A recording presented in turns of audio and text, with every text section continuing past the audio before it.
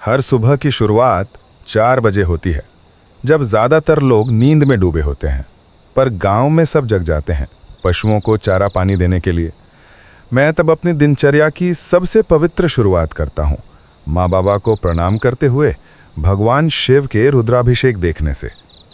शिव का नाम लेते ही मन में एक शांति उतर आती है, क्योंकि उनके आशीर्वाद से ही हर दिन मंगलमय होता है।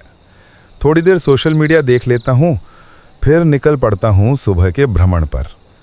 ठंडी हवा, पक्षियों की चहचहाहट और खेतों की मिट्टी की खुशबू सब कुछ एक नई ऊर्जा देती है। रास्ते में एक पेड़ गिरा हुआ मिलता है।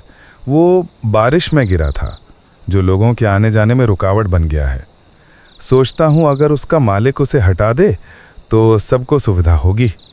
आदमी तो कूद कर निकल जाता है, पर बहनों महिलाओं को बहुत परेशानी होती है। थोड़ा आगे बढ़ता हूँ तो सड़क पर पानी भरा दिखता है, जबकि बारिश भी नहीं हुई। असल में प्रकाश भाई की सड़क के पास की मिट्टी पानी से कट गई थी। उन्होंने खेत में पानी ना जाए उसके लिए मिट्टी डालकर कटाव रोक दिया। उससे मिट्टी नाली में भर गई तो अब वो पानी सड़क पर ही भर जाता है, रामपाल के गेट के पास। वहीं से गुजरते वक्त ज़्यादा पानी हो तो हमारे जूते भीग जाते हैं उस पानी में। मन में सोचता हूँ अगर कोई हल निकाल दिया जाए तो गांव के सब लोगों को राहत मिलेगी। हाँ, नगर पालिका वार्ड पार्षद अब की बार नाली की सही से सफाई करवा दे, सफाई कर्मी को हिदायत देके। भ्रमण करते हुए लीलू के कुएं के आगे से गुजरते हुए कॉनकोर्ड डिपो के गेट से रोड पर पहुंचकर हल्की दौड़ लगाता हूं ताकि थोड़ा पसीना निकले। हल्की कसरत के बाद ओम प्रकाश चौटाला के खेत के सामने बैठकर प्राणायाम करता हूं। वो कुछ मिनट शरीर और आत्मा दोनों को ताजगी दे देते हैं। सुबह बहुत लोग दौड़ करने आते हैं, कुछ लोग घूमने आते हैं, तो चहल पहल बनी रहती है। इसके बाद ओम प्रकाश चौटाला की सरसों का जायजा लेता हूँ। 16 दिन की सरसों अब हरी भरी खड़ी है, लहराती हुई।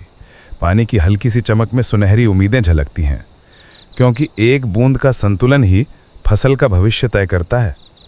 आगे सत्यवीर फौजी की बाड़ी में देखता हूँ कासनी, गाजर, लहसुन सब खूब अच्छे खड़े हैं। बाद में बोई हुई राई पीली सरसों भी उगाई है। वहीं पर एक आक का पेड़ दिखता है, जिसके फूल अच्छे खिले हुए हैं। उसे देखकर पिताजी की याद आती है। वो इसी पेड़ से दवाई बनाया करते थे, पेट दर्द व वातनाशक, जो शरीर के लिए बहुत फ़ायदेमंद होती थी। सोचा है उसी नुस्खे से एक नई दवाई बनाऊंगा जो सबके काम आएगी।